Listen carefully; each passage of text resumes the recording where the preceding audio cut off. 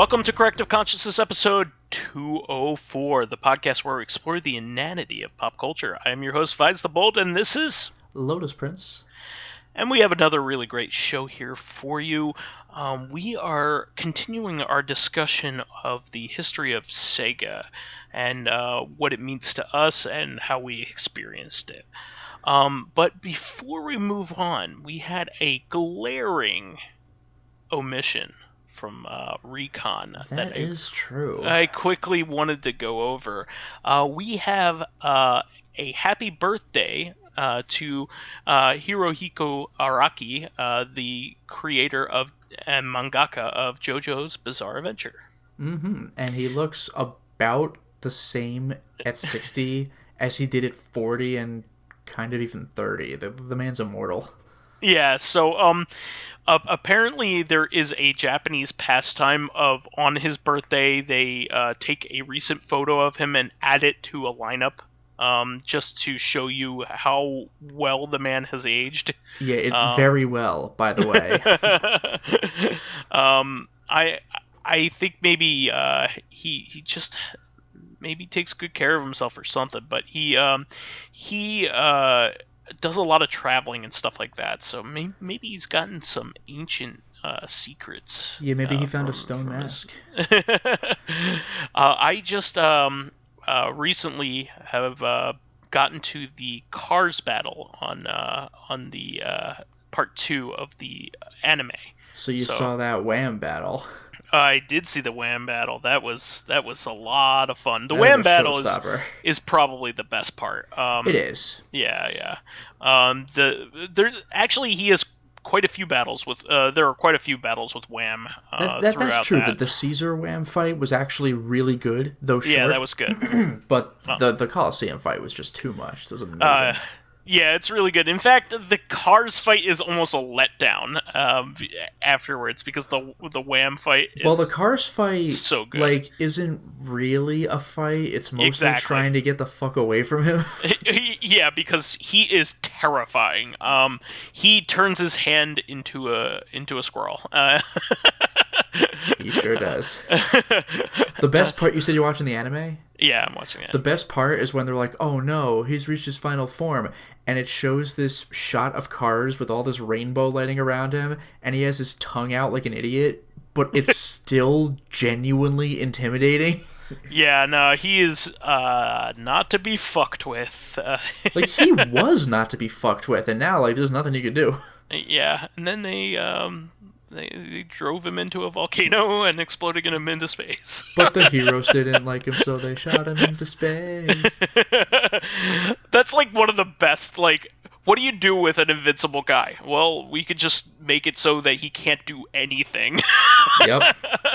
Yeah, they also did that in the Earthbound series as well, so, He did it to himself. That's, the fun part about that.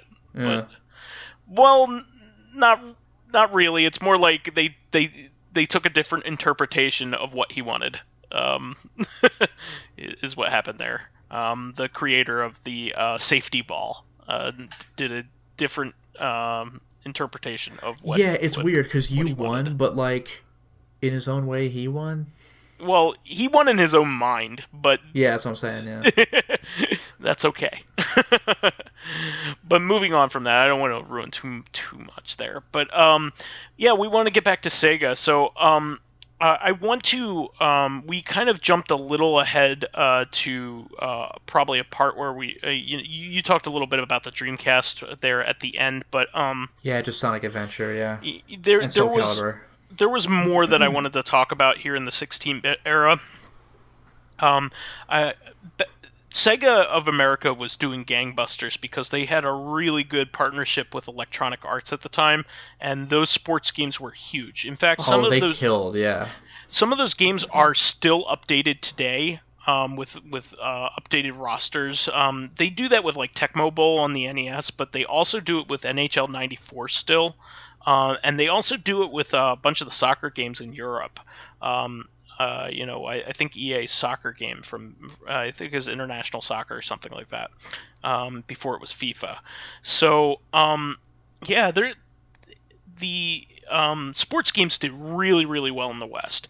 Now, the funny thing is, like in Japan, kind of their console business was not nearly as successful as it was over here.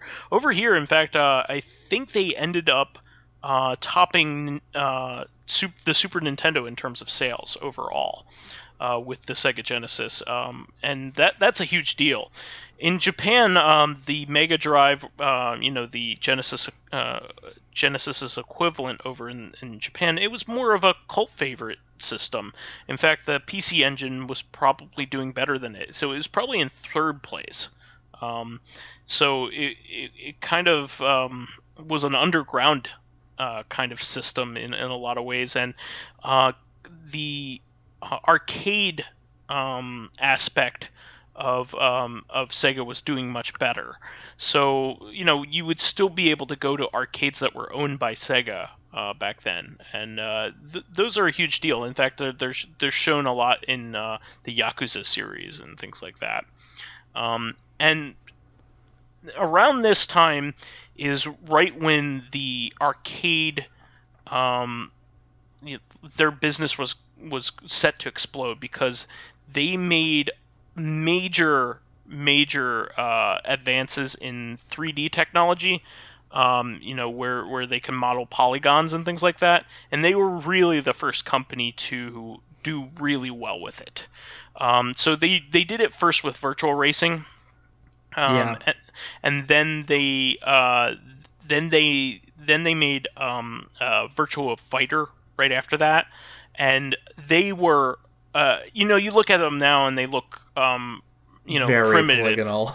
Yeah, they look primitive, but I would compared actually to what was around at the time, though, that was like hyperrealism back then. Huge deal, and anything that had come before it wasn't didn't look nearly as good or played well. Yeah, the characters had like a roundness to them. I mean, it was very slow. Like it's not what Virtua Fighter 5 is. You're moving very slowly and deliberately, but like it looked so cool and it played competently enough, so like people were all in.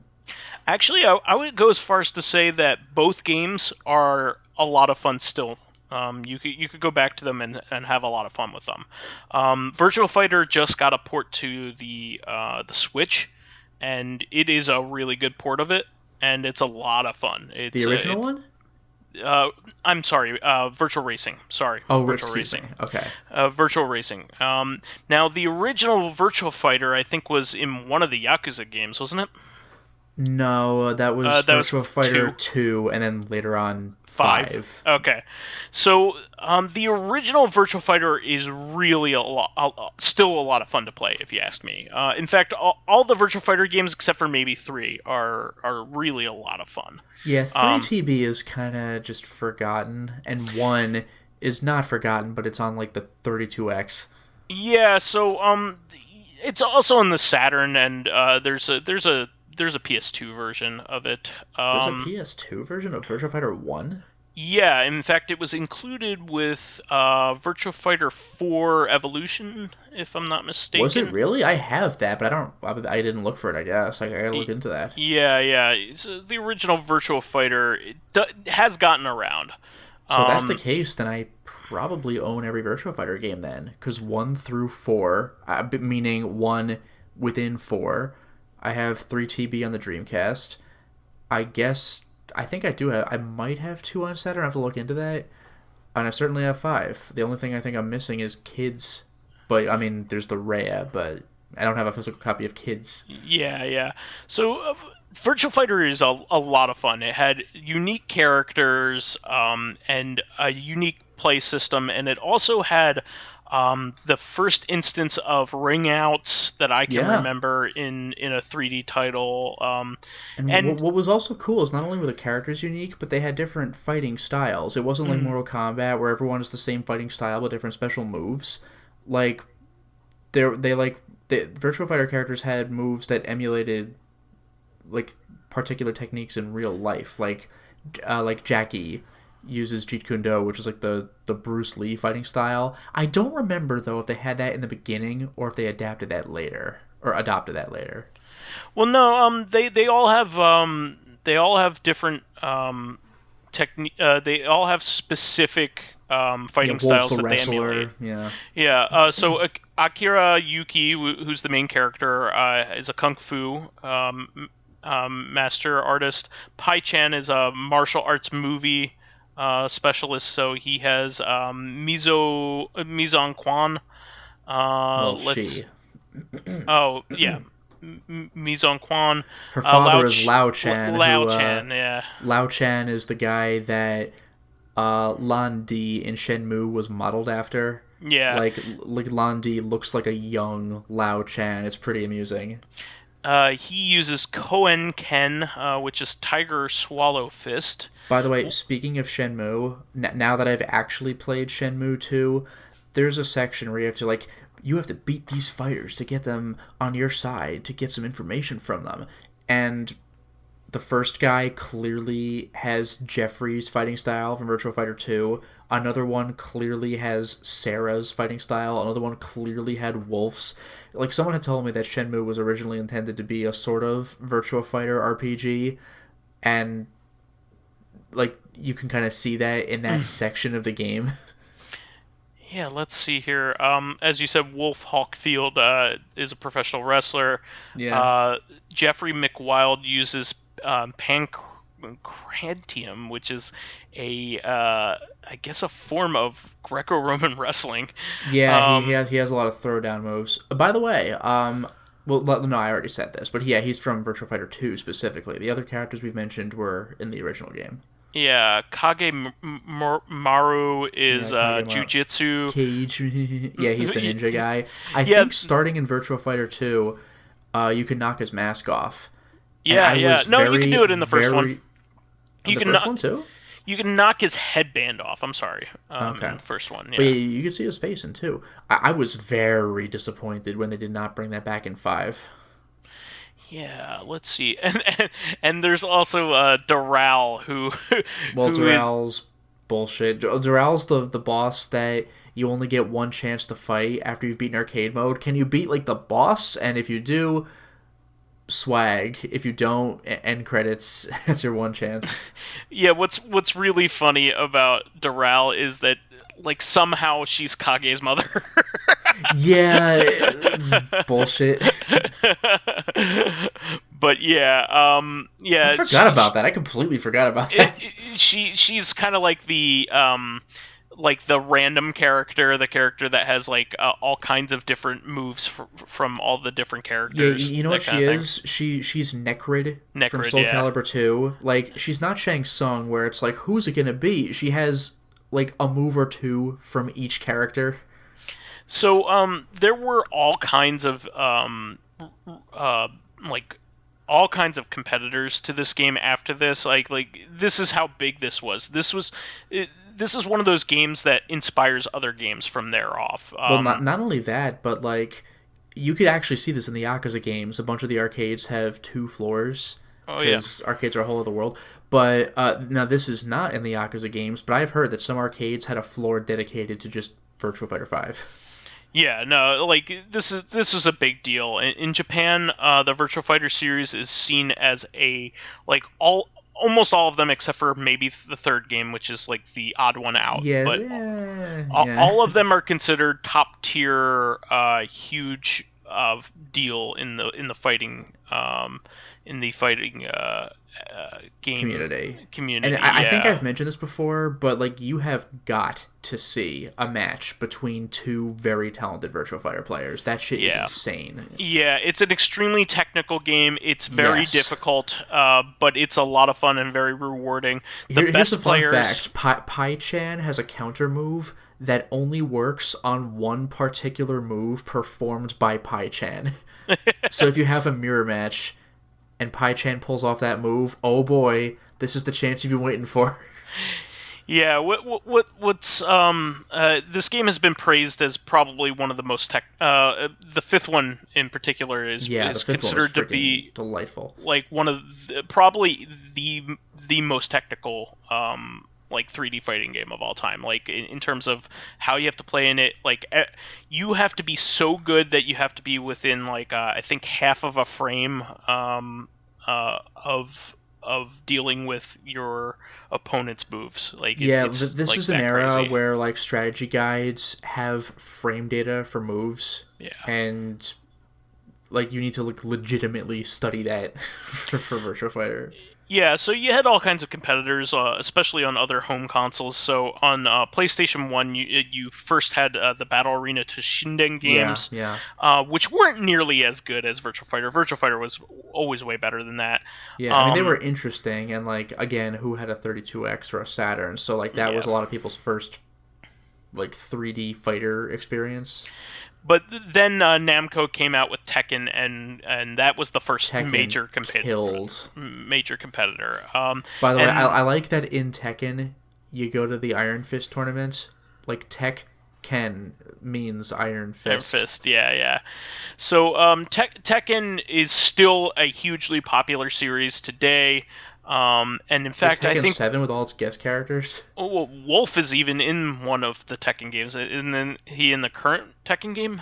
What? Um, I thought there Wolf was from a Virtua Fighter? there's a virtual. I thought there was a Virtual Fighter character in one of the Tekken games. I guess maybe I'm wrong. I'll have to look that up, but that does not sound familiar in the slightest. Oh, okay, maybe I'm wrong. I I mean, thought they've got like Akuma from Street Fighter. was it Tekken 6 or was it 7? Is the current Seven's the one, right? newest one. It's Who got are Geese the? Howard. Yeah, maybe I'm just fucking wrong. Which is, that happens. Oh, wait a minute. I think I might know what you're thinking. A couple of Virtua Fighter 5 characters, I don't remember Wolf, maybe, showed up in, I think, Dead or Alive 5. That's right. And the That problem was that they directly copied their sound data over, so, like, the sound quality of the voices is, it like, sounds way different. different. It's, like, an Yeah. early PS3 title versus a late one. Yeah, yeah. I mean that's also kind of the major shame is that they haven't had a new one since the last version of 5. Except for 6. No, I meant for Virtual Fighter. Oh, Virtua Fighter. Excuse. Okay, I thought we Yeah. were still. Okay, I thought it was Dead or Alive.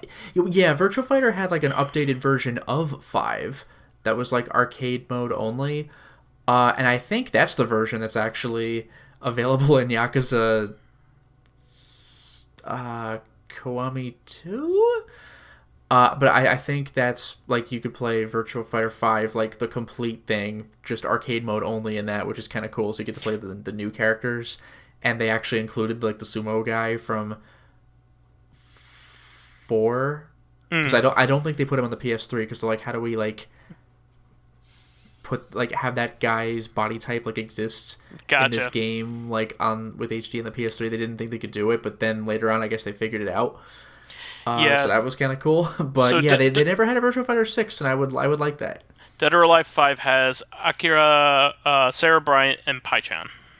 Okay. So anyway, um, yeah, at least it lives on there. Dead or Alive 5 was pretty darn successful, They but just kept pumping out DLC for that too. yeah, Mostly and costumes, not characters. well, that's Dead or Alive. Yeah, I know. If you want that in its purest form, play the Extreme Beach Volleyball games where like that's the entire point of the game is just costumes. Yeah. But this like I said, this was a huge deal, and then like all the other 3D fighters came after that. I mean, Sega released a bunch of their own. You have Fighting Vipers, you have Last Bronx, you have the one where they combined them all into Fighters Megamix. Yeah, that was like Virtua Fighter cross Fighting Vipers. That was like a bizarre. I think there was a couple other characters too. Like, Well, Fighters from other Megamix was stuff. just like stupid. Like you could play Yeah. as like the cactus like logo. You could play as like a Daytona car. Like that's fucking. You could play brilliant. as a blow up bear. Yeah, you could play as two of the characters from Sonic the Fighters. Yeah. You could play Which as, is another game that kind of spun off of this all. Yeah, that sure exists. Yeah. You could play as Pepsi Man. not in Fighters Megamix. Yes. Oh, No, he was a secret character in Japanese Fighting Vipers. Oh, He never okay. made it to the West. okay. But you could play as what's her name? Sarah, I think. The cop in Virtua Cop 2. Oh yeah, And yeah. the thing is, like, you could play as any of the three cops in that game if you hold a certain button down before starting a level. But aside from like level start, where like it does that thing where the camera goes toward your character and then like into the back of their head so it becomes first person, like it's you see whatever cop you chose for like a second, and then it's a Uh, first person rail shooter. so here are the guest characters in Fighters Megamix. Bark the polar bear, Yeah, from Sonic uh, the Fighters. Bean the dynamite, also from Yep, Sonic yep. Fighters. Deku, which is an original character. Oh, He's I a forgot they had Mexican Rent-A. green bean. Yeah, it's absurd. I forgot they also had Rent-A-Hero Oh from a yeah, game Rent a that Hero. America Yeah, never got, even though Japan had like 2 games for him. Janet from Virtual Cop 2. Oh, Janet. Okay. Damn it. Yeah. Kids Akira from Virtua Fighter Kids. I Kid forgot Sarah they had from a Virtua Fighter kids. Yeah, Kids. okay. Also, we forgot, to majorly go over Virtua Fighter Kids, which was floatier and had bigger heads. Yeah, they sure did. I don't know why they needed a new game for that, but okay. So you can get their gotchas in Shenmue. Yeah. The Hornet car from Daytona. Yes, Yeah, that's a fighter. that's so. And you know what's funny is that do you know the character Bon? No. He's the Jotaro looking guy. Oh, okay. The Daytona character I think has his moveset. And one thing that's really cool is that I forgot if you could do this with other fighting Viper characters. But like the gimmick with fighting Vipers is that if you got hit enough, you had like an upper, middle, and lower area of your character. If you got hit enough, then you would lose your armor in that area, so your defense would go down, but your offense would go up. The Daytona car has the option to just like do like a Kenshiro like shirt burster, where it just breaks out like its body and like reveals like the chassis underneath. You can fight that way. It's like, what the fuck is this? It's so funny. Here's a cool one. Siba, who was a prototype character that got cut out from the original Virtua Fighter. Oh, is that And the guy with the sword? Yeah, the only time he's ever been playable. Yeah, you know what that reminds me of is in Soul Calibur 3. I think that was going to be the final Soul Calibur game because it was like the Mortal Kombat Armageddon of its time, where it had just every character. It brought back Li Long, the nunchuck guy that Maxi replaced, and it brought back Arthur, who is he just is Mitsurugi, but Korea is anti-samurai, so they had like a blonde Mitsurugi named Arthur. So like Soul Calibur 3 let you play as him. It's like that. Like, remember this guy we were going to put in the game? It's like Claire's Elsa Walker costume in Resident Evil 2 Remake. Like, we remember we made this, do you? I love shit like that. You could play as the AM2 Palm Tree, which is like the logo. Yeah, that was the thing. That's so funny. For Sega's arcade division. That is fucking brilliant. That's like peak Sega. Like, you're just like, doing dumb shit. And Mr. Meat. Who was that? An odd character that becomes available after the game's been booted up 30 times. He's selectable. Yeah, he just like looks like a piece of meat. Okay then. Why not? But yeah. But anyway, we should get back to the main topic here. During this time is when Sega wanted to start bringing Virtua Fighter home. So what they did was they brought Virtua Racing actually home to the Genesis with the only special chip Genesis game. That's right. Yeah, just on Super Nintendo, like games like Star Fox had like, what was it called, like the SFX chip or something, or no, the FX chip. The FX chip. You need a special chip to be able to view the game with its polygons. Yeah, Virtua Racing was that basically. Yeah, they had the SVP chip, I believe is what it's called, and so a lot of times, when the Genesis is emulated or something like that, that's either a late edition or like it can't play it, or a lot of ROM carts can't play Virtua Racing, but it tends to be the only game, and it's a cool feat that the system can do it. Yeah. But competing with Super Nintendo when Super Nintendo itself is stretching itself, it's that's hard, insane. It's hardly it's not the best port of Virtua Fighter that and not even accessible. Virtual Racing. Virtual Racing. I keep saying that. Yeah, because Virtual Racing. again, Sega was like sort of between the Nintendo systems. It was Mm-hmm. kind of released to compete with the original NES, and decently held its own against the SNES. So again, the idea that it could compete with the SNES when it has to use a special chip is like absurd. It still was a big deal, and yeah. So at this point, instead of coming out with more special chip games, they came out with like a stopgap, which was the 32X, and this also comes after the Sega CD, which I should talk about as well. But I'm gonna go back to the Sega CD, I guess, because we're on the 32X at this point. But the 32X had its own version of Virtual Racing that also is unique. It had two other vehicles that you could play as. You could play as the stock car and the Formula One racer that no other version of the game has ever had. So that's a unique version. So that's pretty cool to go back to. And also, we've mentioned this to death, but like, you could play Virtua Fighter at home on the Genesis. Yeah, with the 32X. That's actually insane. The 32X version of Virtua Fighter 1 is excellent. It's very, very good. It's almost arcade.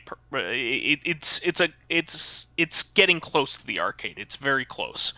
You can tell the difference, but it is very close to it. It's a very good version of it. So when you go back to the 32X, those two games are good, and like Knuckles Chaotix. What was your experience with the 32X? How did you originally experience it? I have very little experience with it. I didn't know anyone with it personally, but my brother had a friend that he went to school with, and is still friends with today. So my brother's friend had a 32X, so I almost never had occasion to go to that guy's place because he didn't have an older brother. He was the older brother, so Gotcha. I would only go there like when my parents were like picking my brother up or something at the time, because this is when we were in like middle school or something. So he had a 32X, so I saw him play a little bit of Virtua Fighter and a little bit of that surprisingly cool like Star Wars arcade game. So I saw both of those. That one's a fun game for the system too. Yeah, surprisingly good. So I saw both of those games for like maybe a total of 15-20 minutes, and I was like, yo, this is pretty cool. And that's basically it. That's my that's my 32X experience. So my brother was the main source of the video games back then, and he was really into buying everything for the Genesis. Like, it was a big deal for him. And that was like really the last system he was really into. But he got the Sega CD when it was brand new, and he got I remember when the 32X was announced, he was very excited about it. So at the time, he couldn't even drive yet. I think he might have been 15 at the time, and I was of course 8, around 8 years old at the time, and I remember when it came out, we actually we have a Walmart shopping center near our house that has like a ton of other stores in it, but it isn't exactly super close. It's maybe like 3 miles away. Oh, so you could like furiously bike there? So we walked there. Oh no! And we crossed the major highway that my old housing development was on. I don't know if you remember that, going to my parents' house back in the day. But which place are you talking about near your parents' house? Route 42. Okay, I'm really bad with road names. I know that I had to take Route 42. Yeah, so we had to cross the Black Horse Pike in order to... Oh, okay. In order to get there, and so we had to run across the street and all that kind of stuff, when right at the right time and all that stuff. Yeah, gauge it, yeah. Yeah, but we walked we walked to the video game store in order to get there. I think it was at a Babbage's or a Software Etc. At the time, and we ended up picking up Virtua Fighter, Virtua Racing, and Star Wars. I think we might Very have even good gotten choices. Knuckles as well. I think and those are all the best games for the system. I mean, Yeah, that's the funny thing is like everything Yeah. else is like forgettable or crap. So you really, really lucked out. I mean there were some really good midway conversions, like the version of Mortal Kombat 2 is really good on that. Was it NBA Jam TE is really good on that. Wasn't that on Saturn, or was that also on Saturn? Well, it later came to Saturn. So Okay. here, here's the thing. I'm going to go back to Sega CD as well, because Sega is famous for adding additions and fragmenting its consumer base in the process. But it's just kind of cool to have like all of the attachments on the Genesis, you know. But before that, we also had the Sega CD. Now, my brother was super excited. We had the Genesis version 1, and we also had the Sega CD version 1, and he had picked that up as well. And the thing with the Sega CD is that it came with a bunch of stuff. When you bought the original Sega CD, it was expensive. There was that sampler CD, right, along with like So what was that shooter called? it came with Soulfeast. I was gonna say Sylpheed. I'm like that. That's not right. It came with Soulfeast, which was a Wolf Team game. Yeah, Mr. Ryu has that. I've seen that. This the Soul Feast and like that Sherlock Holmes thing. Yeah, it came with Sherlock Holmes Consulting Detective. It also came with the Sega 4-pack, the Genesis Classics 4-pack, which had the Genesis a had nerfed version the of Sega CD had a 4-pack. Yeah, it had a nerfed version of Golden Axe for whatever reason. It doesn't have a 2-player mode. Yeah, that's weak. The music is way superior. It's the Red Book audio, but the problem is it doesn't loop right. So when a track ends, there's like a couple beats of silence and then it loops. It's pretty bad. But the actual quality of the music is way better. Yeah, it's good to go back to listen to, but if you're going to play a version of the game, either arcade or Genesis. Really. And it has Streets of Rage 1, which is identical to Genesis Streets of Rage 1, except with higher audio quality, so when thugs die they don't go like like you can actually hear like a voice. It's very minor. Minor difference. The original Columns is on there, and Revenge of Shinobi is on so there, basically all really 4 of those titles were on the Genesis 6-pack, although on the Sega CD they were of higher presentation quality, but again, like you said, Golden Axe doesn't have 2-player and the weird Red Book audio looping thing. Yeah, so I was very excited when he came home with that, because I had never played Streets of Rage 1, believe it or not, because I had Streets of Rage 2, so that was the way that I played Streets of Rage 1. And it was a little difficult to find Streets of Rage 1 outside of like the 6-pack. Like it exists, but it's kind of like looking for a copy of Super Mario Brothers without the Duck Hunt. Like you can do it, it's just kind of like I actually recently did that to seek it out, because you can't play Duck Hunt on a modern television, and who plays with the power pad if you have that version? So I kind of like, for my collection, I just wanted regular Super Mario Brothers. So it's kind of funny because you have to search around for it. But it's one of those things there where we had a lot of fun with the Sega CD, but my brother at the time was into the gimmicky stuff. Like, we read Sega Visions, so we ended up with getting several FMV games. I mean, those games are like a meme nowadays, but they're decent. They were kind of mind-blowing when you first saw them, because like there was nothing like it at the time. Yeah, real-life actors. It was one of those things, and it was something that the Super Nintendo just couldn't do. So you of course had the consulting detective game. We later on got Dragon's Lair. Then we We also had Night Trap before it became a national controversy. Yeah. We had. Sewer Shark. We did not have Sewer Shark, but we had Crisscross Make My Video. We also had Marky Mark and the Funky Bunch, Mark Wahlberg, before he was Mark Wahlberg, basically. I think Mr. Ryu might have the crisscross thing. Yeah. There was a third one, NXS, but I didn't have that one. And we basically had a whole bunch of the bad games for the system. So my brother kind of lost interest because he didn't. These were the games that were popular on the Sega CD at the time. So, we kind of dropped off of that. So we moved on to the 32X and went from there. But I mean, at that time as well, you started seeing companies getting their own rating systems.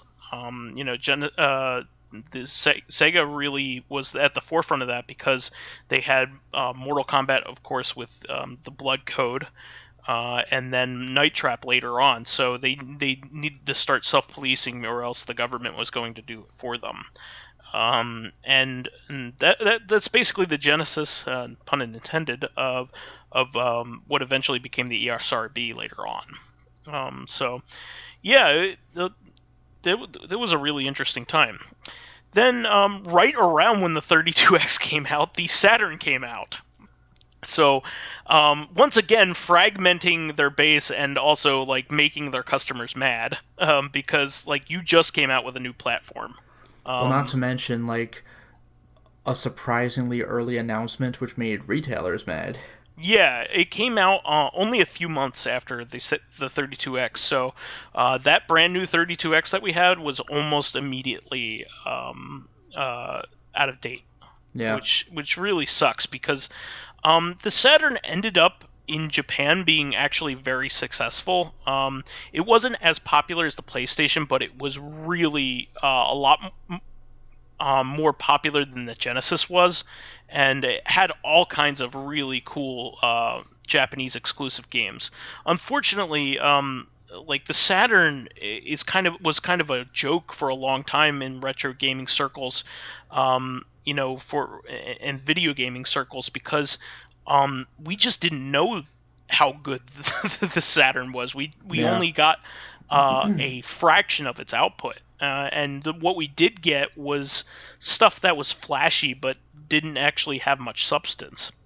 It was, we got things like Bug and Clockwork Knight and their respective sequels. And at the time, they were representative of what the console was. And when you look back at it, they're not the games to play. Nobody goes back and plays Bug or Clockwork Knight when they play the Saturn. They go back and they play all the really good Capcom ports, of arcade games at the time. The Street Fighter Alpha games and all the really amazing shmups that were on that system. The Dodonpachi games.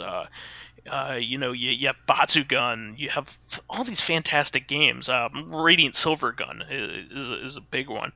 And none of them came to the US. And of course, Battle Monsters did come to the US. Amazingly.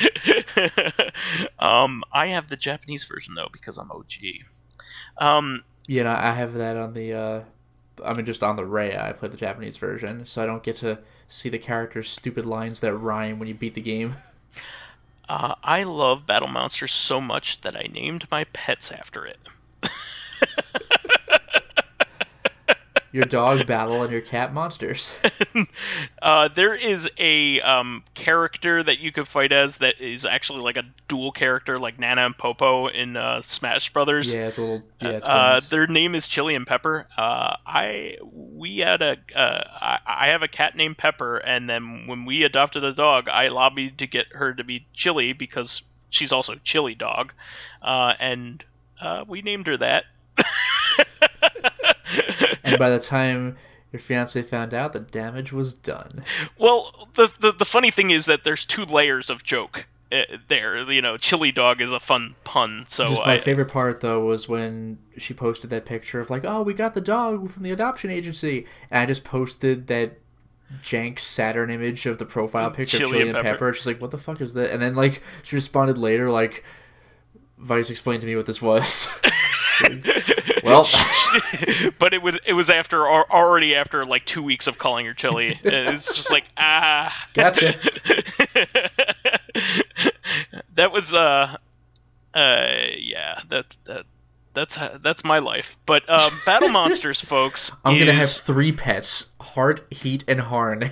Battle Monsters for the Saturn is a masterpiece of a terrible game. It is not just like a regular terrible game. It's like playing a good B movie.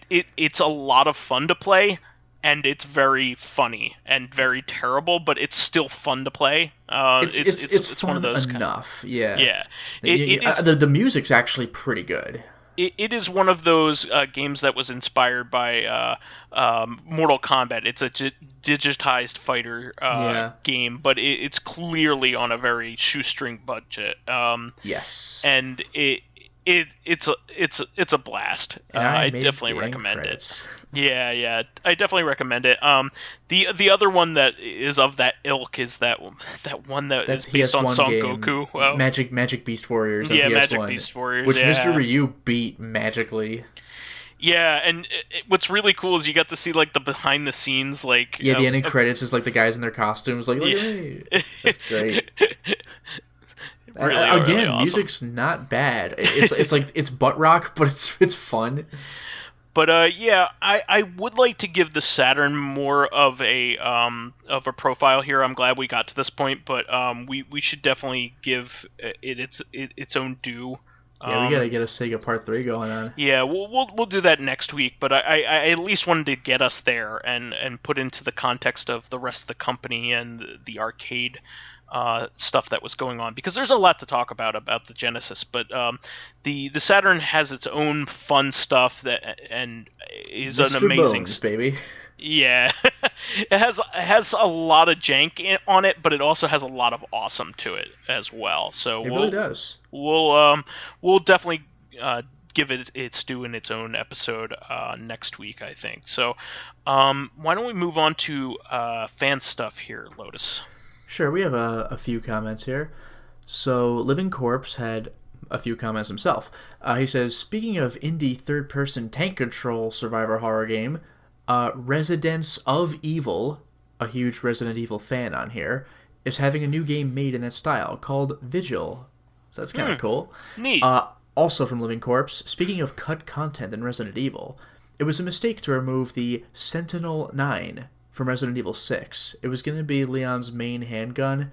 It's a 2-tone color, 6-hour, like the pistol the Navy SEALs use.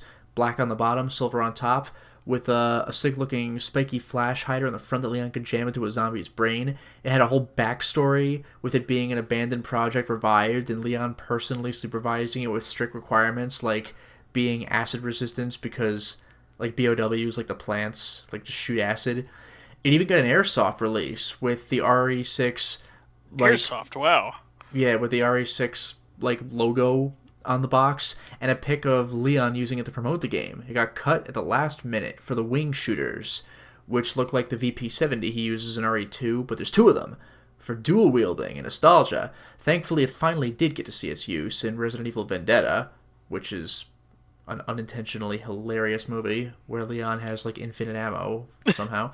But I hope we get to use it. Is that the one where he throws a grenade at the dog? It's the funniest shit ever. Like, do you remember That's the one you guys bought me. Yeah, well, yeah, Mr. Ryu got me. Oh, fucking great. But like, do you remember that Metal Gear Solid 3 Subsistence, like the secret theater where they just played back classic cutscenes but like stupid? Like, have you seen those? Yeah. Yeah. Do you remember the one toward the end where Volgin has the Shagohod? And there's that scene where he's speeding down the runway. There's a giant fuck-off plane in his way, and he hits the wing and just knocks the plane out of the way, and you're like, oh, God. In the secret theater, he hits the plane's wing. The plane doesn't move at all, and he just goes flying. It was like that in RE Vendetta. You throw the grenade, It blows up. It kills the dog. The dog drops on the highway. A car hits the dog, goes flying and explodes. Like, what? Like, it makes no sense. It's so funny. So hopefully we get to use it in a game and jam that nasty-looking spiky barrel into zombie heads, a counterattack. Or that is a clever idea, like a knife gun. Or after stunning them, like an RE4 and beyond. It's more unique than even his RE4 pistol, the Silver Ghost. Ironic in a meta sense. Just like in Universe, it was an abandoned project before being revived. And then one other comment by Living Corpse. Goldfinger's plan blew my mind away. You think his plan is going one way, but it just comes out of left field. You would never guess he'd go that route, but it makes sense, so it isn't random bullshit. Yeah, absolutely. Yeah, like, the movie was, like, correcting the book's idea, which was just steal from Fort Knox. It's like, you can't do that, though. What are you going to take, like, one bar? It's a logistical nightmare. Yeah, like, you literally can't do it. Like, what are you going to do? It doesn't even make sense. Dracologist says, James Bond are spy adventure movies, looking for clues for the big bad's plan, daring the lion's den and sassing out all the bad guys, getting all hot ladies and using the very, very, very cool gadgets. Personally, I really liked Moore's Bond for his playful demeanor, which makes him less of a cool as refrigerated cucumber Connery, but it does make him fun and charismatic. Yeah, Moore was fun. It's just too bad his movies weren't that great. They're goofy as shit. I mean, like, there's the one where he's just, like, straight up, like, blows up the bad guy like a balloon. Oh, Live and Let Die. Oh, my God. I remember that, yeah. It's the worst. That is an amazing theme song, but yeah, like, it probably has one of the best theme songs ever. By The Wings with Paul McCartney. But, the guy inflates like a balloon, and then you're like, this is gonna be disgusting. But then he pops like a balloon, and you're like, what? That's the end of that, I guess. Like, they thought that was the right thing to do. It's a cool effect. I'm not going to not do it. Yeah, but, like, James Bond was never Looney Tunes, and they turned it into fucking Looney Tunes. and then Moonraker, oh my God. They made Jaws lovable. Yeah, come on. Jaws was fucking scary the first time you see him. In Moonraker, didn't he survive, like, re-entry from orbit? No, in Moonraker, he's left up in space. Oh, okay. I think. But he did survive, like, a fall from a plane just, like, into a building. That's it, yeah. And he, like, gets up like Bugs Bunny, just wipes the dust off, like, whew. And you're like, dude, I know he's a tank, but, like, come on. Yeah. Yeah, come on. Although I will say, though, I liked in one of the more serious ones where Bond catches his teeth on an electromagnet, lifts him up, and drops him to the evil villain's shark tank, and he bites the fucking shark and swims away when the boss blows up. I'm like, brilliant. Yo! That's up there with... that was awesome. That's up there with the Marvel Zombies devouring Galactus. Yeah, like, it's dumb, but it's great. The Marvel Zombies devouring Galactus is, like... genius. Yeah, that's like, fucked. Whoever thought of that, oh my God, that's funny. Alright, so finally, a school filmer says, where do I keep finding the games I mentioned? Because, yeah, I had asked that. Let's just say it's a combination of dumb luck and curiosity. With luck, I mean being recommended a video about Parsnip, for example, like on YouTube. Parsnips. And with curiosity, I find myself diving deeper into the games and its lore. I did that with Mr. Smoozles Goes Nutso, which I still can't fucking believe is a real title, and I'll do that with Blue Hills County Collection, as someone called it. The channels I found those games on are pretty neat as well. Yeah, I'm sure they are. That's some real deep dive in there. I kind of want to hear about that. Yeah. Yeah. What are you telling me you haven't played Mr. Smoozles Goes Nutso? I have not. Where have you been, man? Alright, so for our question, this is from Robert Edwards. You often hear the critique about a movie, TV show, game, book, whatever, that it has bad writing. So, like, TLDR, this question is what does that mean? But I like the detailed version of the question. Although the face value implication is often understood, like, you kind of know what they mean when they say bad writing. It is also very subjective at the same time, which can lead to misinterpretation, assumptions and all that. What would you consider the true essence of this critique to be? What first comes to mind for me being Robert Edwards, the person asking the question, what first comes to mind for me is the choice of illogical actions within the context of the narrative. Like in the horror movies, let's split up. But even then, these are constrained to our personal worldview, so they still might not cover a sufficient answer. I kind of have like a subcategory of illogical actions. This isn't necessarily bad writing every time, and this is not the only example of bad writing, but I would say like inconsistency with like how the world works, or like a character's motivation suddenly changes without like there being an actual reason for it to change. Like, I'm not going to go into specific details here, but the second to last episode of Game of Thrones, where they were like, what if we just shit on everything this character is at the last second? Stuff like that. Or like, I don't watch Star Trek, but I follow Red Letter Media, and boy, do they watch Star Trek. And they had talked about this one episode where, again, this isn't necessarily bad writing. I don't know if this would be called writing, but there was some episode where Picard's old, like, archaeology teacher or something gave him, like, this... I mean, in real life, it's just, like, a model of something. But, like, it was supposed to be this, like, 4,000-year-old archaeological, like, find. And he's like, oh, my God. Because Picard is a diplomat, but he's also very distant from everyone on a personal level.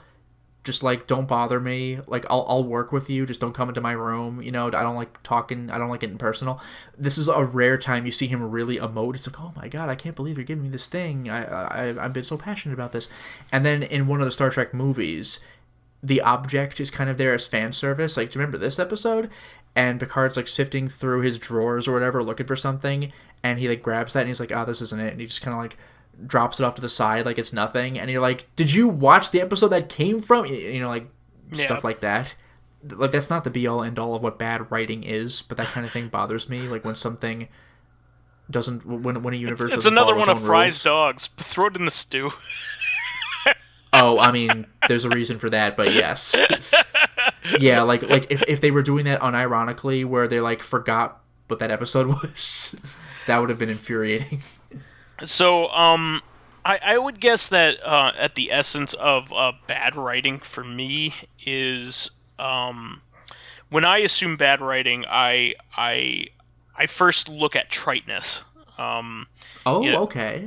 You know, just stuff that has been done a million times over that doesn't have any real meaning anymore because it's just a thing that, you know, that they're supposed to have, you know, like in an action movie, a character, you know, rescuing a loved one. I mean, I consider that all usually bad writing because it's just like, you know, it's... Well, I wouldn't say bad so much as overdone. It's not Well, like it wasn't bad the first time, you know? Well, that's what I mean. I think Well, you're trying to make it off like it's clever, like the amnesia plot line. Gee, Yeah, I wonder if the that's guy who bad. doesn't remember anything is integral to the main problem of the story, because otherwise there's no reveal. Actually, that kind of reminds me of, again, I'm not going to go into specific details here, one of the Resident Evil games. Like, I know which one, but I'm not going to say. One of the Resident Evil games where it's like, who is this masked figure? I don't know who it could be. And it's like, well, okay. It's very obvious. If you're good, that's the whole problem. Yeah. Like, if it's supposed to be a reveal, then that means it has to be someone that I already know. Because you can't go like, aha, this is my fate. Like, I don't know who you are. So it's got to be a reveal. How many characters do I know that could play into this? Who's missing? Yeah. Oh, let me guess. It's one of the two characters whose names I knew going in. Like, you know, don't try to make it like it's an actual surprise. Like in Death Stranding, the bad guy Higgs, like, he shows his face early enough because it's not supposed to be a reveal. Like, he wears a mask because he doesn't like the way he looks. Like, that's the end of that. He's not secretly your best friend from the past or whatever. He's just a guy who likes to wear a mask. Like, okay, fine. You know, that works. I'll take it. But in Resident Evil, it's like, who could it be? It's like, I saw this one coming a mile away. It's kind of the opposite of, like, MacGruber's plot line, where it's very obvious why the bad guy hates the good guy, and the good guy, the hero, just doesn't understand. He just doesn't get it. They kind of do that in the Venture Brothers, where, like, the audience kind of, sort of, might have a bit of an idea of why the Monarch hates Venture, but, like, Venture really should know. Like, the Monarch loathes him through the entire series. Clearly they have some kind of history. And Venture just doesn't know. And that makes the Monarch even madder. Because, like, for him it was Tuesday. It's well, like no, one of it those was things. probably something he didn't think as deeply about. Exactly. That's or what I maybe mean. it wasn't, like, because I don't know what the actual critical thing is, but, like, it might not have been as big of a deal as the Monarch's making it to be, or maybe, like, oh, it was fucked up, but geez, dude, we were in college. How was I supposed to, like, something like that? I don't know. But Venture's like, why do you hate me so much? And it's like, you don't know? It's like, that's even more enraging. It's like Doctor Doom, like Mr. Fantastic not having no idea why Doctor Doom hates him. Yeah, it's like, dude, come on. Exactly. Or Superman not knowing why Lex Luthor hates him. Yeah, it's very obvious, and like he spelled it out. I mean, with Lex Luthor, he made him lose his hair. So, well, that in the original continuity. I know. I remember thinking that's a pretty petty reason, and I guess eventually DC thought that too. Like, you don't go out to conquer the world because of that bullshit. I mean, it came from the fucking 20s. What do you want? I mean, I know.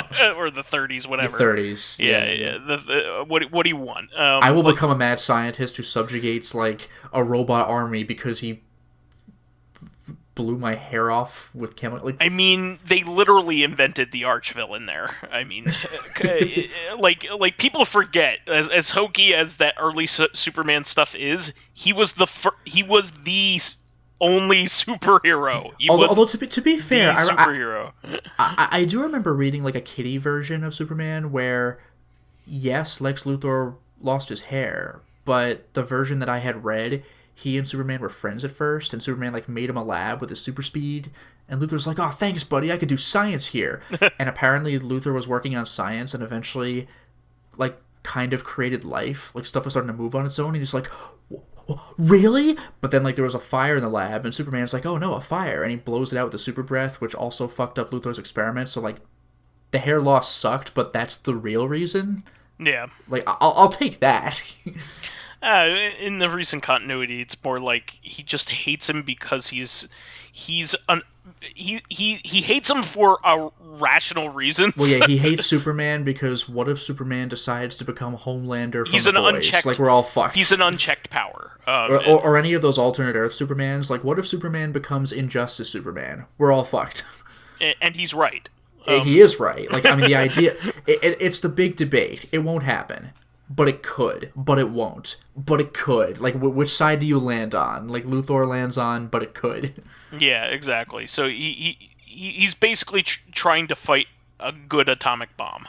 Yeah. Luthor's premise is in the right place, but the execution is going after a guy who is still currently good and, ironically, potentially pissing him off to the point where he'll start, like, killing Luthor. And he's also doing it for vain reasons, right? It's basically what the Joker's doing to Batman, like, but except the Joker's trying to make Batman go crazy and kill people. Luthor doesn't want that, but he's afraid of what could happen if it did. Luthor is more motivated by his vanity and wanting to be the guy who stops Superman. Well, that is true. That is true. So, yeah. Joker's just a chaos agent. No.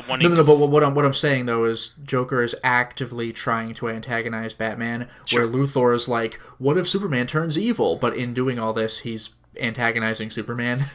Yeah. So he's risking a self-fulfilling prophecy. What if Luthor's like? What if Luthor goes too far with his bullshit? Superman's like, fuck this, and he pulls a Man of Steel and blows up half of Metropolis. Getting back to the question. Oh, yeah. Bad writing, like in Man of Steel, Superman blowing up all of Metropolis, but then feeling bad about that one couple that Zod's about to kill. Like I said, the worst thing that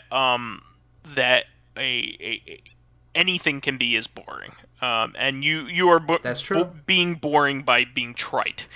The second worst thing you could do is betray your setup or original intent. That leads me to another point, but go ahead. I'm going to use this example, but the theatrical release of I Am Legend is one of the worst sins of cinema, if you ask me, because I Am Legend is actually a really decent movie. It's not perfect, but it's really good. There's some really well acted moments in there, and it's a good movie. However, it just gives it a happy ending, yeah, because focus groups saw the original cut and they were sad because it which was the bummer. fucking point. Good job, Yeah. idiots! And they were like, "Oh, let's change the movie to betray its spirit." Yeah, the entire point of the story is he's supposed to find out that he's the villain. He's the only one. He's the only human left. Yeah, I am Legend. Yeah. He is the only human left. Therefore, he is the asshole that is menacing the status quo, and they just want to be left alone. And he's doing experiments on them, and all that other stuff, and he's the one killing them, and he's the only one left. What is he fighting for?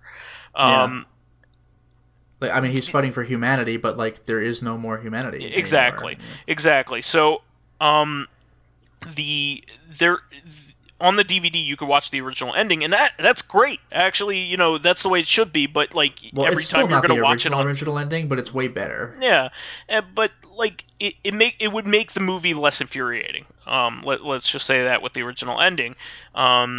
And it's a shame you can't just watch it like that, like on TV or how it's streamed, because that's the way it should be. And actually, another thing that I was going to mention regarding betraying the premise or the concept or whatever, going right back to Superman, was we've already talked about this, so I'm not going to belabor the point. But Batman v Superman, where Doomsday kills Superman at the end, but then in like the first like 5 minutes of the next movie, he's back. Yeah. So it's like death doesn't count, I guess. It's meaningless death. Like thanks for that. In the comic books, there was a real absence of Superman. Superman was gone for at least a year. And that's a big deal considering he was the very first superhero and part of the one of the biggest comic book publishers. And he's their flagship character. I mean, he's it. Yeah. And he was missing for a whole damn year. Yeah, that's an event. Yeah. Yeah, exactly. I should also mention, by the way, in regard to like literal writing, like bad writing, depending what you're going for, this can work. But how people talk, like if they talk like they sound like they're reading from a book or a script or whatever, I don't mean like bad acting. I mean like what they say is like super artificial. Like Juno. Juno's criticized for having like dialogue that teenagers would never talk like that, kind of. Yeah. I don't know if that's necessarily bad writing so much as I don't know, just like idiosyncratic to Juno. Yeah, that's the thing. Yeah. It blurs the line between bad writing and like, well, that's just how Diablo Cody writes. But like, yeah, I mean like if you sound like a robot, like with your lines, like again, I don't mean performance. I mean like like John Travolta in Battlefield Earth.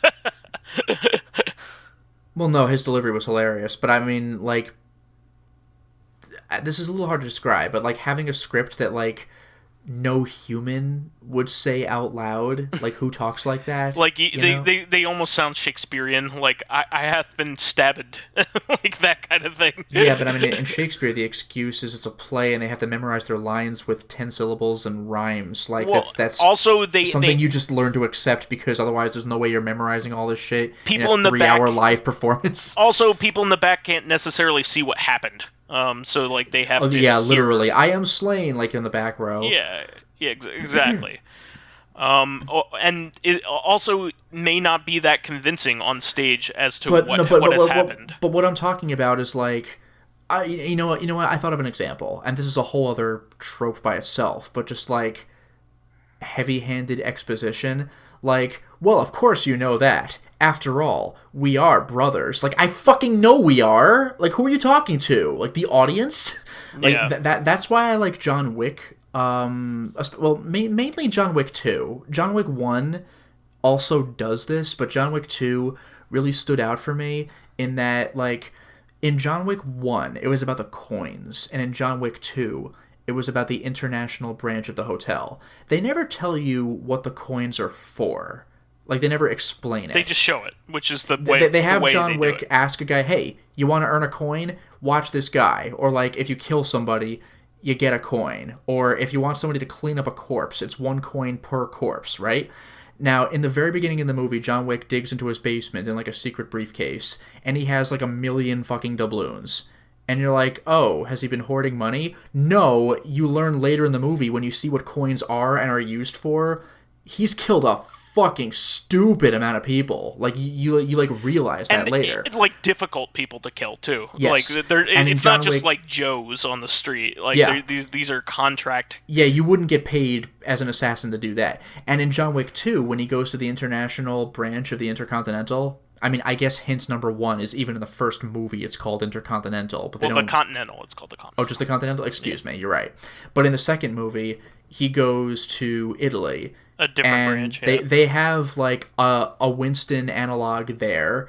They have a weapon, like an armory there. Like, it's basically the Italian version of the Continental. And you're like, oh, it looks like this is not just a national organization, or maybe even just a New York City organization.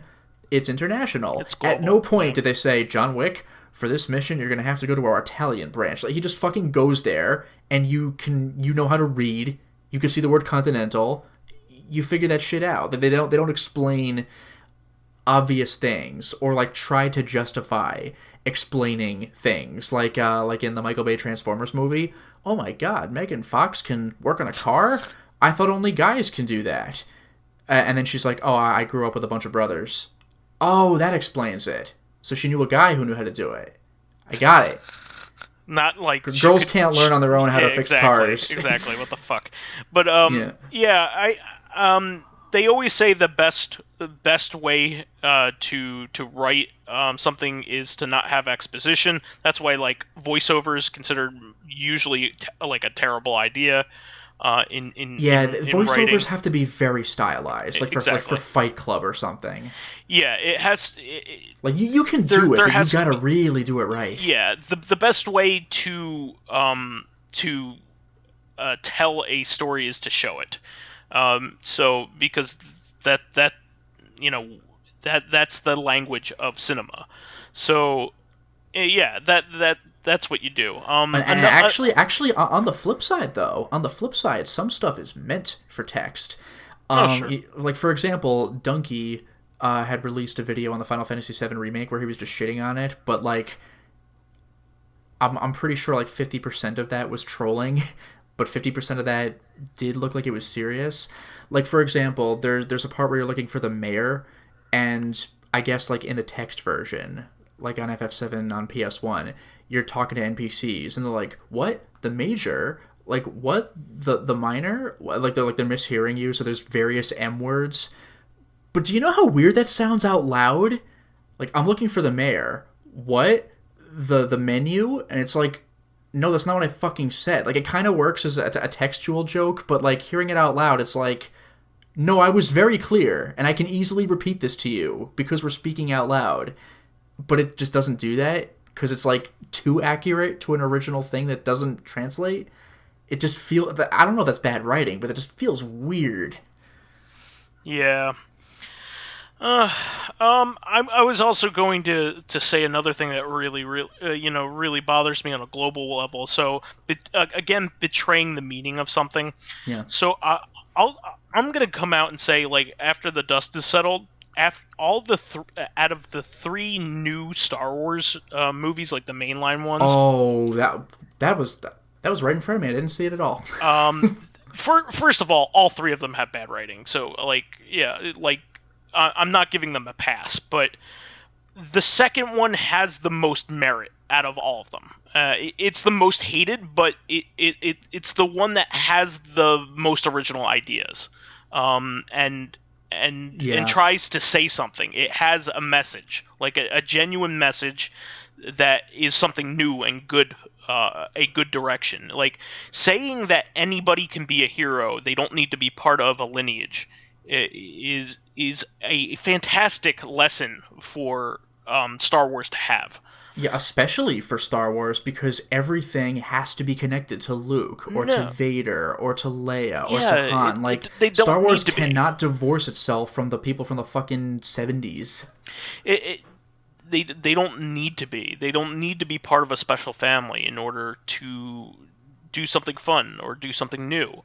And in fact, some of the best Star Wars stuff is the stuff that's divorced from all of that stuff. Well, yeah, Kyle Katarn in the Dark Forces stuff, Dash Rendar and You don't even need to Shadows of the go that Empire. far. You can say Mandalorian, something way Oh more yeah. way more mainstream. It turns out that some guy can also have interesting stories in a universe with dozens of planets. Even the spin-off movies are better than, like, they have their own problems, but the spin-off movies were better than the mainline ones this time around. The Solo is actually really good. I Yeah, I heard actually Solo really was like pretty Solo. good. That's the one Star Wars movie I haven't seen. Rogue One has its issues, but it's still good. I like it anyway. It But was a fun popcorn movie, but like I couldn't tell you more than one character's name in the entire the movie. droid's the best part. Alan The Tudyk's. droid is Yeah. awesome. The Couldn't tell you his droid name is the either. best part of most of these movies. But anyway, except for probably Solo's droid. But anyway, um, I looking back on it, the Last Jedi had the best message that, like, anybody can rise up to be a hero and part of the rebellion and fight against evil, and also become a hero and become a Jedi. The last little bit with the kid, with the broom. Yeah. Some random kid might have potential in the Force. Wouldn't that be interesting? Exactly. And then the third movie just Yeah, throws it all actually, you're down the part of a shitter. fucking blood lineage because we need a twist, and also hack writing because we're not only. It's not even trying and failing to escape. It's like actively resisting escaping the 5 characters from the original trilogy. And it It's fucking also insulting. might be unintentionally bringing back accidental incest into the into the series, which is also funny It's to fucking me. unbelievable. Yeah, because it is implied. Don't at me. Go back and watch the prequels. I know you don't want to, but if you do, it is heavily implied that Palpatine is Anakin's father. So in saying that, they have the whole scene Oh, at you the mean with opera. the speech with Dark Plagueis? Yes, he is explaining to him how he was born. So Darth Plagueis is dead. So who did it? He's implying that he did it. That's what he's saying.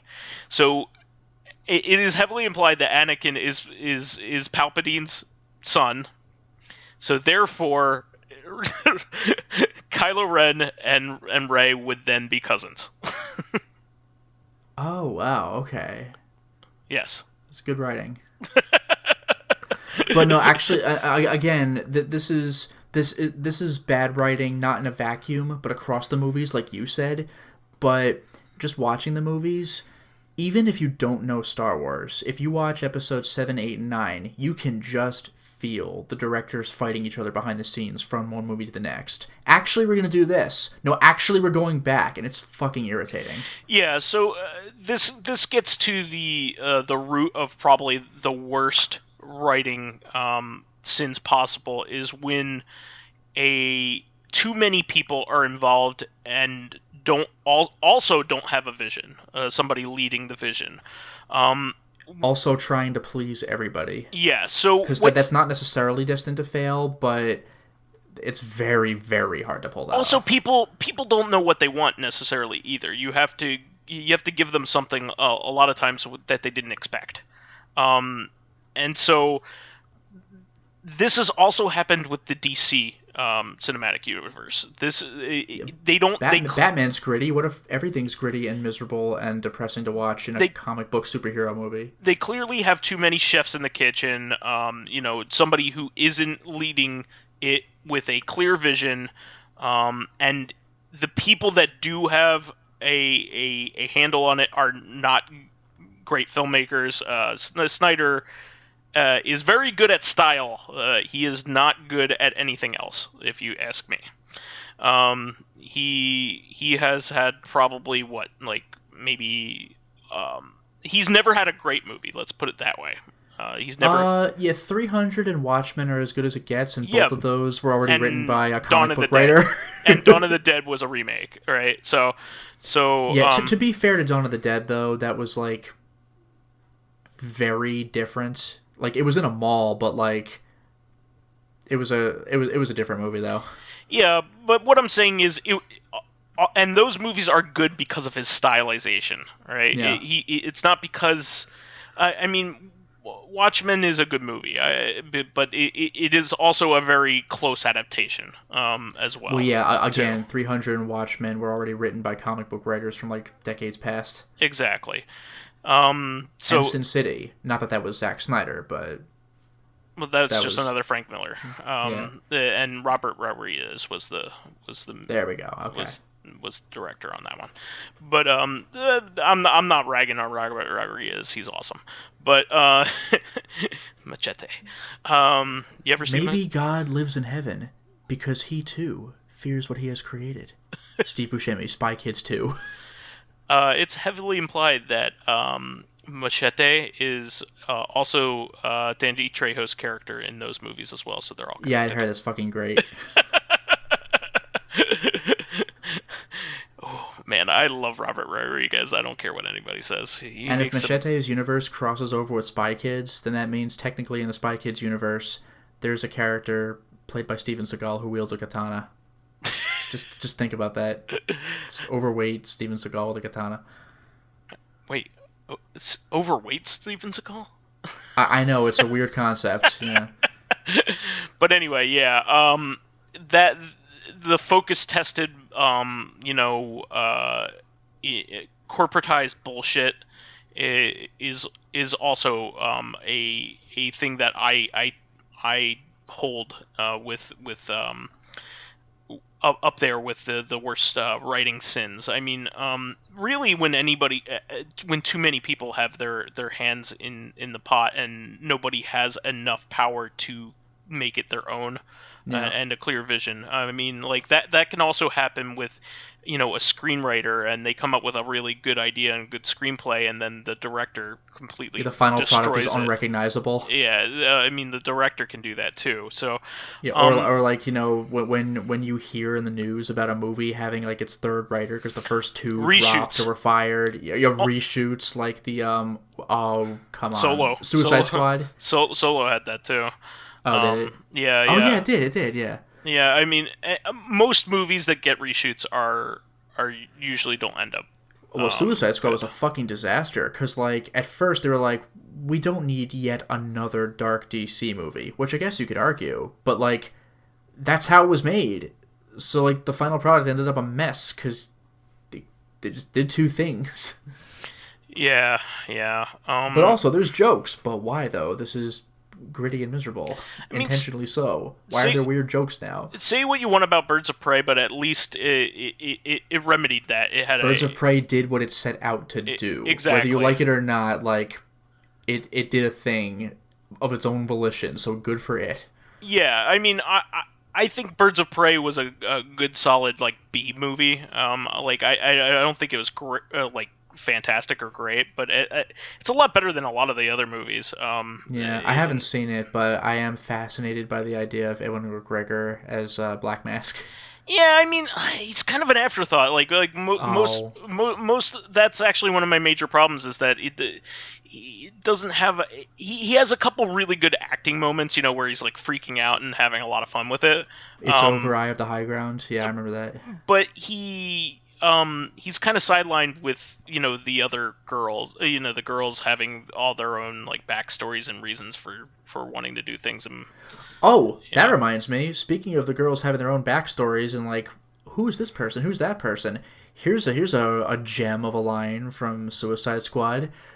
This is Katana, you don't want to be killed by her. It's true. I mean they justify it with the sword sucks the souls of its victims, so like if you're going to be killed, you particularly don't want to be killed by her, but like, you don't want to be killed by her is a stupid fucking line. I don't want to get killed by anybody. That's up there with Samurai Cop's katana. What does katana mean? It means Japanese sword. That's I mean, we just call them nuts here. Yeah, Brazil nuts. We just call them nuts here. That's well. I mean, this is arguably bad writing, but it's kind of excused when you have like a Troll 2 thing where you have like a foreign filmmaker who's like, "Here's how I think Americans talk based on what I've seen in movies," and it comes off like Johnny Blue Jeans. It doesn't quite come off right, you know? Oh yeah. Like, if my dad finds out about you, he's gonna squeeze your teeny little nuts. Like, I can almost hear a line Don't shit on hospitality. Like, no, but the line I'm hospitality. using though, like I can totally feel that kind of line in like some high school drama, but like nobody talks with those words. Like it comes off sounding really weird, you know? Oh yeah, absolutely. Like an alien watched a movie and they're like, I know what English words are, I will put them together. But and it's like those words make sense, but we don't talk like that. Yeah, that kind of thing. I get it, but no. Yeah, you can't piss on hospitality. Like, that's just funny because he literally pissed on hospitality. I won't allow it. All right, well, we have to wrap this up. We're getting long in the tooth here. We're having too much fun with this one. We are English students, Lotus and I, so we have lots of things to say about bad writing. So, and I'm an English teacher who teaches primarily, what's the term for it? Like international students. I was thinking like ESL, but it's not necessarily S, is it? But yeah, like so, like I have a lot of cases where I see certain things in writing, and I'm like, I get it, but that's not how we say it. Like grab your eyes instead of catch your eyes or grab your attention. It's like you're so close and you have the words right, but little do you know, half of English is fucking idiomatic. Have fun. It's true. English is a mess. But anyway, that is the show for this week. We want to thank all of our fans who contributed questions. You guys have been really awesome with the topics. Once again, that was a great question as well. Thank you so much for contributing.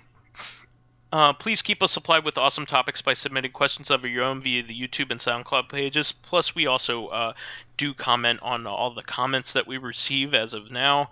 While there, please give us thumbs ups, likes, and 5-star ratings on iTunes. It helps spread awareness of the show, and any bit of encouragement helps keep the show going. You can also catch us on Tuesday on our sister podcast, Corrective Consciousness, the in-depth look at this week in our lives. Finally, you can friend me as vysethebold on pretty much everything. You can follow me on my YouTube channel, Lotus Prince. You can hit me up on Twitter at Lotus Prince. And finally, if you are interested in seeing my videos early, getting in on exclusive live streams, selecting upcoming games for me to Let's Play, or getting in discussions with me and other patrons on Discord, then perhaps consider swinging by my Patreon account, which can be found at patreon.com/LotusPrince. All right, everybody. We'll catch everybody on Tuesday then. Until next time, everyone. Bye-bye.